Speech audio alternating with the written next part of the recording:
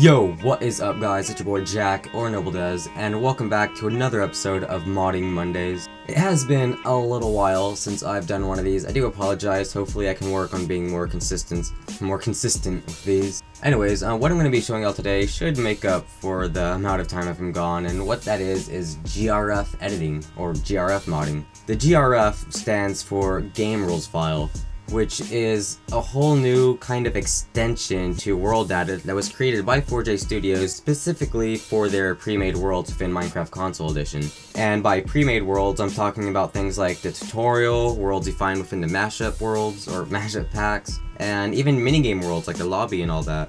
And the GRF pretty much adds extra code and overrides code and rules within these worlds, and it allows you to do things that you could not do without the GRF file. For example, you can preset player data, like make players spawn with certain things in your inventory.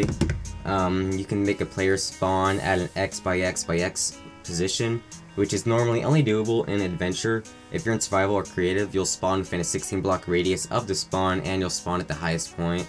But with the GRF file, you don't spawn at the highest point, you spawn at the actual Y value, or Y position, and you spawn exactly on the coordinate that's set for the spawn. And you can do a lot of things with the GRF file, even more than we know about so far. There's still a lot left to be researched and discovered about the file. The GRF can just do like a lot of crazy cool things. Usually whenever I show y'all mods, I start off with me already being in the world. But for the purpose of being able to show off some of the GRF's capabilities, I've decided to show y'all showing me actually loading up the world. Now, what's so special about this world right here, GRF example, is I've fully deleted my player data, so when I join this, it's going to be as if I've never joined the world before. I'm going to have no player data whatsoever. So this is going to be like the equivalent of me loading up the tutorial world for the first time.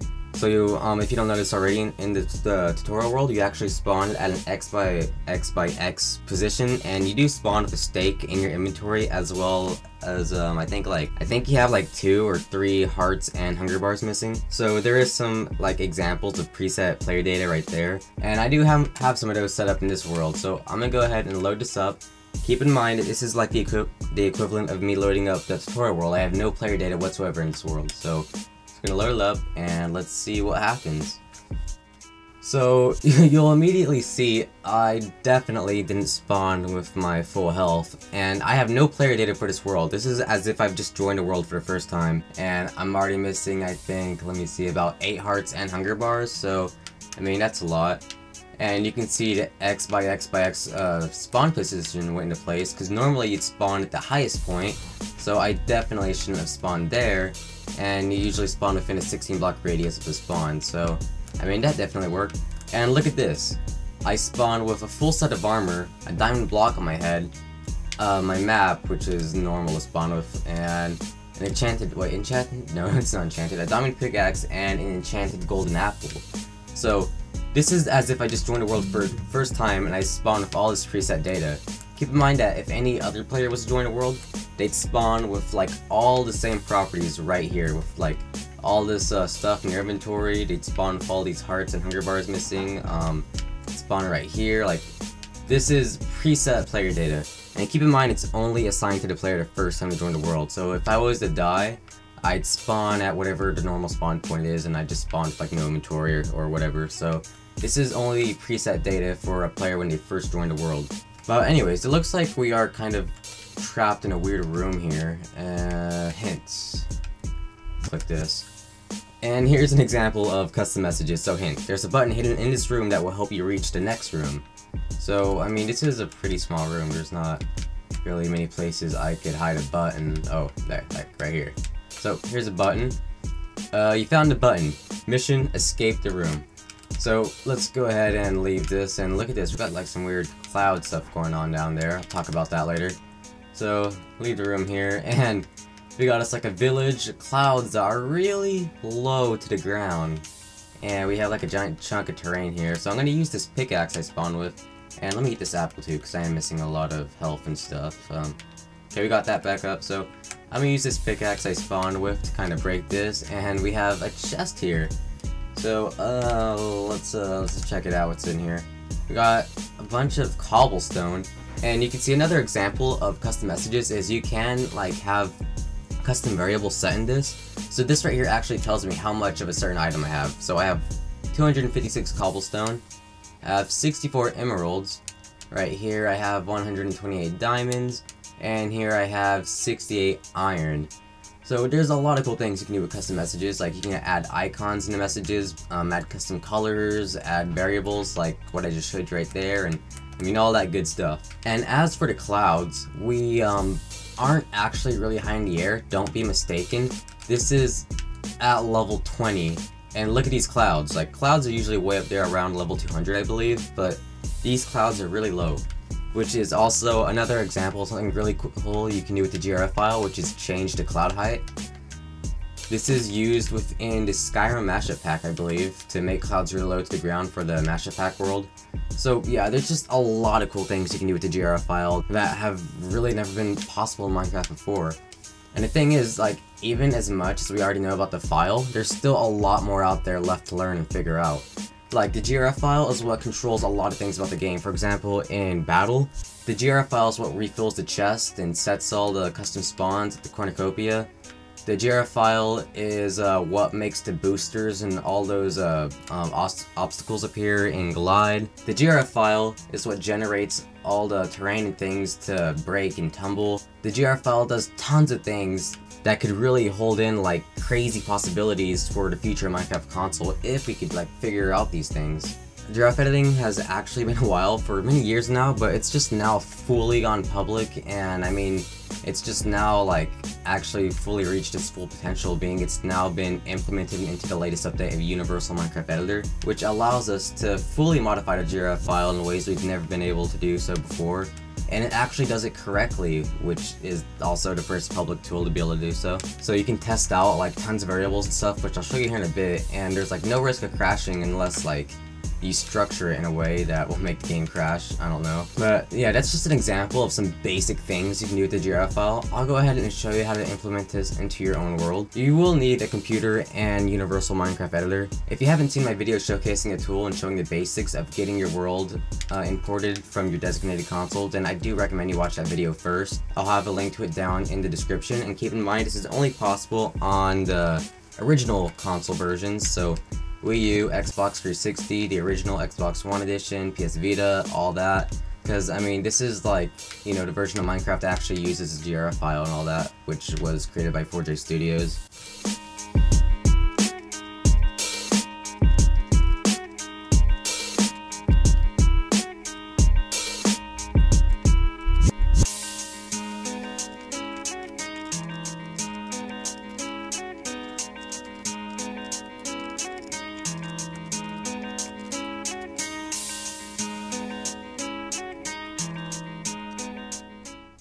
Okay, so here I've just made a really quick world. I'm gonna go ahead and apply some of these GRF mods to this world. So I'm gonna make the player spawn in here, and you'll see the GRF's custom position thing works perfectly. Like, the player's gonna spawn exactly in there instead of a 16 block radius of it, and they won't spawn at the highest point. They'll actually spawn inside of here, like spot on. I'm also gonna go ahead and lower the cloud height so I can show you how you can go about doing that. And for the messages are actually triggered in many different ways. For example, in the tutorial world, you can trigger messages by walking into certain areas, interacting with certain entities, and all kinds of things like that. But the most basic way to trigger a message is actually by linking it to an item. So whenever I picked up a certain item, which I showed you on that last world, if you remember correctly, it actually triggered messages. There's other ways of doing it, but I'll be going over those in the future because they're a little more advanced. I'm just going to be showing all the basics here. So you can link messages to items, and upon picking up these items, the messages will be triggered. So what I'm going to do is I'm going to make it so the player will walk up here, and you know, while walking, they're obviously going to step on these pressure plates and get these items, which will trigger messages. So I'll put the fish here, if I can even open it. Right here, watermelon here, and pumpkin pie here, and we'll just put pressure plates over it so the player will get them. And I'm not doing anything super fancy here, obviously. I'm just showing you all for an example. So keep in mind that you remember exactly where these items are, that you'll be able to find them in the tool, whether it be through like finding that tile entity's position, or Just make sure you can find these within Universal Minecraft Editor. It's a pretty basic thing of being able to track down a certain item. And also make sure you have the coordinates written down of where you want the person to be teleported to. And oops, I accidentally triggered the fishy. Ugh. Heck, there we go. Okay, but yeah, let me check this right here. So, I'll keep note of that. There we go.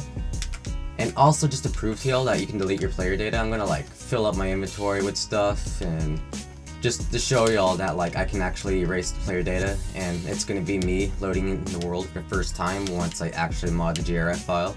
So once you have everything set up, you can go ahead and load your world into Universal Minecraft Editor after exiting and saving. Alright, so I have the world loaded in Universal Minecraft Editor, as you can see right there.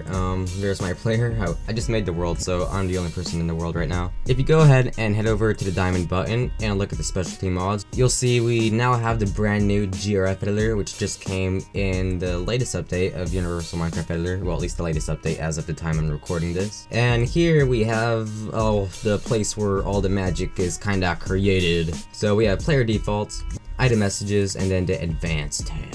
Player defaults is pretty self-explanatory. This right here is where you'll put in the coordinates for the player to spawn. So here's my custom coordinates, for example. The players will spawn exactly at these coordinates. Like, even if the Y level is really high in the air or like really deep in the ground, the players will still spawn there and they'll just drop or suffocate or whatever the conditions of the area is. Here's the health and food. You can choose how much health and hunger the player spawns with. The reason these have to be the same is because of a bug 4J has left in the GRF file that has the food and hunger bars, or not hunger bars, but food and hunger tags switch after saving the world. So, I mean, the bug's pretty much prevented by keeping them the same. I'll have the players spawn with, let's have them have 1 heart and 1 hunger bar. You can modify the rotation, so you can have all the players be facing west and have them all be looking down at the ground. I don't know. In inventory, you can spawn, or not spawn, but choose what the players spawn with. So for the example of this, I'll have all players spawn with a sponge on their head. If I can spell sponge, there we go. I'll have them spawn with some barriers. If I can spell barriers, my gosh, I can't type. And let's have them also have some spawners, because I mean, why not? We'll have 64 of those, there we go. And I mean, no, this is pretty basic. Then item messages, here's where things start to get a little advanced. So as far as I know, I believe you can have as many messages as you want in a GRF file. So you can just double click this, it'll add a new message, and you can rename it. So I'll call this fish, because I believe fish was one of the items that we had. So you can name it whatever, but you can't have multiple messages being named the same thing. For example, if I try to name this fish, you'll see it'll automatically be renamed to fish too, so I'll just delete that for now. So here you can choose what the message says, and how it looks like here is exactly how it'll appear in game, unless you use some advanced stuff, but I'll go over that later. But anyways, well, I'll have this say, if I could type, you've picked up a fish. A fish, yo. Yeah, I'll spell it like that. It's good. And right here is where you'll add the trigger messages. So upon picking up the items that you have here, it will trigger the message to appear on the player screen. So let's just put the fish in. Oh, flash, frickabean. Here we fish, here we go. Raw fish, and you'll see a few things here that might automatically bring up some questions. So first of all, there's the modes. I'll start off with blacklist mode because it's easier to explain. If the item is set to blacklist mode, then the message will be triggered upon picking up any raw fish in the world. So I mean, whether it be you catching a raw fish or grabbing one out of your creative inventory, this message is automatically assigned to all raw fish. But if it's in whitelist mode, then it will only be assigned to the raw fish that you specifically go and assign this message to. So I'll show you that here in a second. Let's go ahead and add in the other messages real quick. Actually, I don't even remember what they are. Let me quickly search them up using the handy dandy search tool. And I put them all in dispenser, so I just gotta look up dispenser. That should get me them. Here we go. There we go. So here is 2 of the dispensers. There's a melon, a pie, and let me see what the other one was. Here I had this one of these should be the fish. Yeah, the raw fish, and I had bread. Okay, so let's go ahead and make one for all the other things real quick.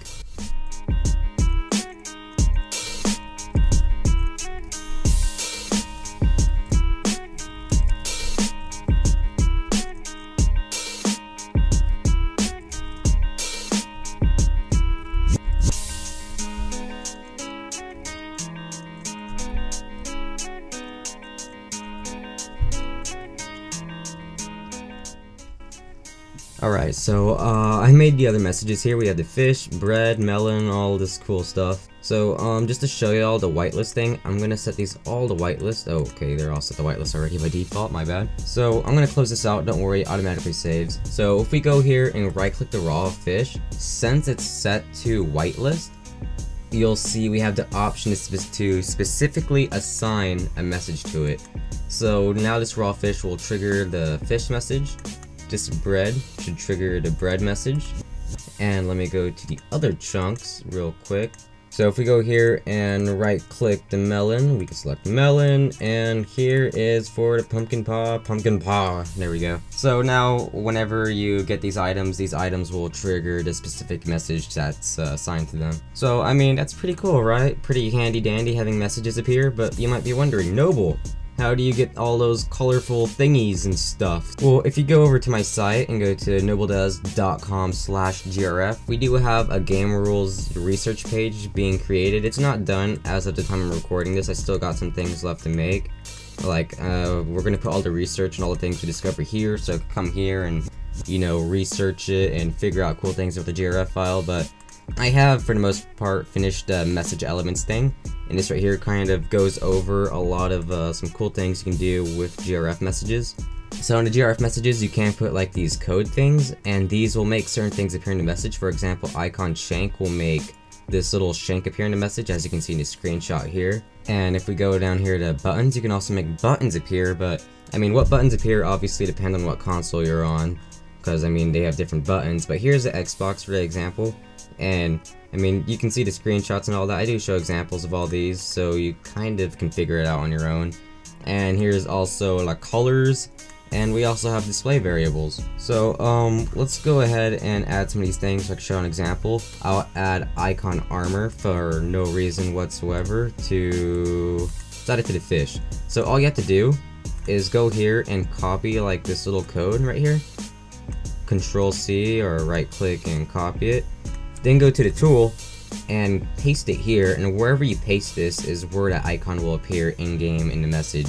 Which is why I said this is, this shows you exactly how the message will appear in-game, unless you add advanced stuff currently, because I mean, this shows the text rather than an icon, but maybe in a future update, Oprise will add a visual update to visually add things like this into here.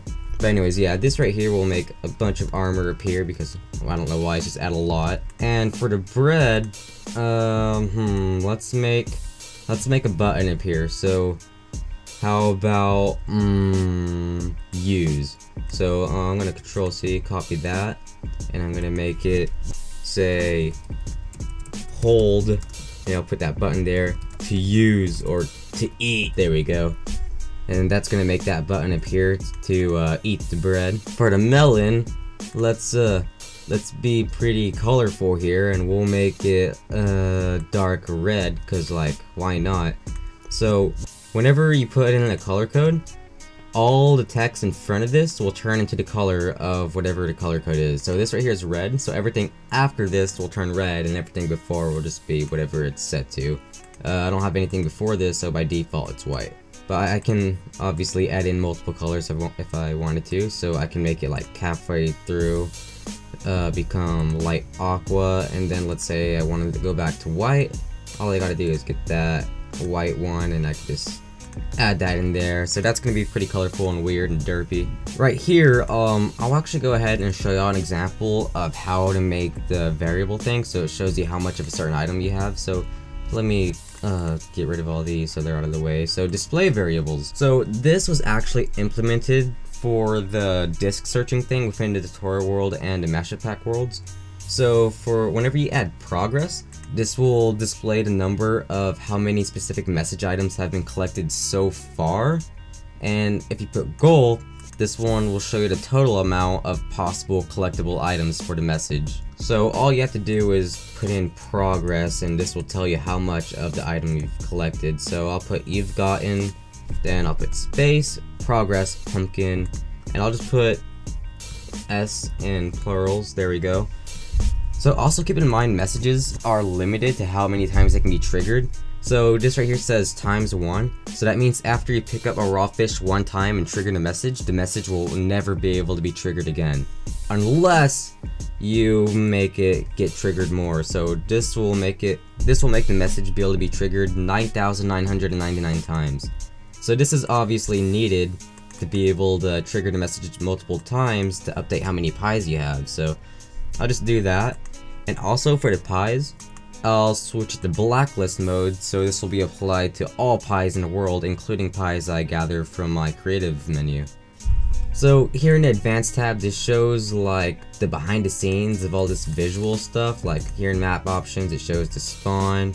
If you go here to level rules, update player, it shows the items the player will spawn with, and as well as the player data. And this right here is for the messages. So this right here is where you can test out things like, I don't know, let's say I wanted to test extra data for the player, like, I don't know, for example, add XP level.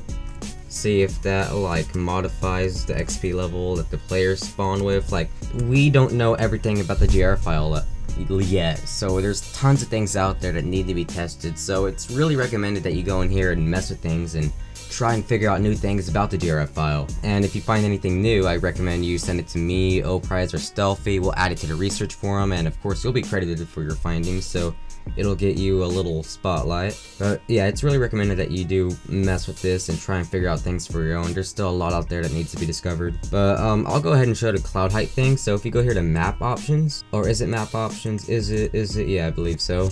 Right click this, click add new, and put cloud height. So make sure cloud is lowercase and height is capitalized, no spaces. And whatever you put here is the level the clouds will render at. So I'll make clouds render at level 8. There we go. So there we go, that's some basic GRF things. And just to show y'all that like all of these will be applied to me for the first time, I'm going to delete my player data. So this is going to be as if I've never joined a world before. When I load up the world, it's going to be as if I was joining for the very first time. Also keep in mind, after you save, the GRF file will appear here.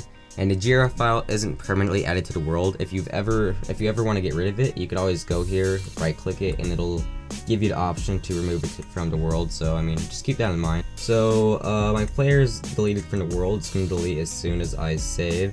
So just go ahead and save this and load it back onto your console. Alright, so I have the world loaded back onto my console here, and I deleted my player data, so all the GRF stuff is going to be applied to me. I can't stress this enough, this is going to be as if I've joined the world for the first time, so let's go ahead and load this up and see what happens exactly. Here we go. So if you remember correctly, I set my player to be facing down, and I happen to get the direction right. There's the clouds rendering at level 8, I believe that's what I set it to. And I spawn right here, right where I set my player to spawn. Let's look at my inventory. We can see I spawned with the sponge in my head. I spawned with the barrier and the monster spawners I wanted. So far everything is looking pretty good. Let's walk on these to trigger the messages. So here's the first one. You've picked up a fish, yo. Then there's like all those icons. Let's go ahead and go to the next one. I am bread, ha ha ha ha, hold LT, and I don't know, I probably got stupid and did something dumb with my text, I don't even remember. There's the watermelon, which the pig triggered, and a stupid pig. So watermelon. You need a watermelon, totally not irrelevant meme, smiley face. So there's the colors and all that. And let's go to the pie now. So, what'd I do here? Okay, I did some things off camera and it seems I've done goofed up the pie, but it does work, just make sure you did it correctly. I would go back and fix it, but currently my setup is really stupid, guys, and I'm just lazy. But yeah, it works. I showed y'all before with like picking up the cobblestone and all that at the intro of the video. But yeah, there's like the basics of GRF editing, and let's look at the clouds real quick. Let me get a map. Level 8, yeah, you can see the clouds rendering at level 8 where I set them to render to. So I mean, the basics of GRF editing, there's a lot of cool things you can do with the GRF file, and there's still a lot of things left out there to be discovered and researched and found out. Anyways though, I hope you guys enjoyed. I'll be sure to bring you more GRF file stuff in the future, like more advanced things. This is just like the basics to get you guys started. If there's any mods you'd like me to specifically go over or anything like that, I do have a poll down in the description. You can go down to that poll and vote on what you want to see on a future episode of Modding Monday. Just because a certain mod has the most votes though doesn't mean it's guaranteed to be the next one. It just means I'll focus on that one more, knowing you guys actually want that one. And if you did like the video, you know, just please like it, comment, all that, you know, normal YouTuber stuff. It does, like, you know, raise the engagement percentage for the video, and it does in the end support and help your boy Nobledez out. And yeah guys, so without further ado, I guess I'll see you guys next week. Hope you enjoyed, and make sure to make use of this GRF stuff, because a lot of people have been wanting this like forever, and I mean we finally got it here. So I mean, you got a lot of things here that you can work with. Why waste it, you know? So yeah, as always, it's been your boy Jack or Nobledez. Hope to see you guys in a future video, and peace.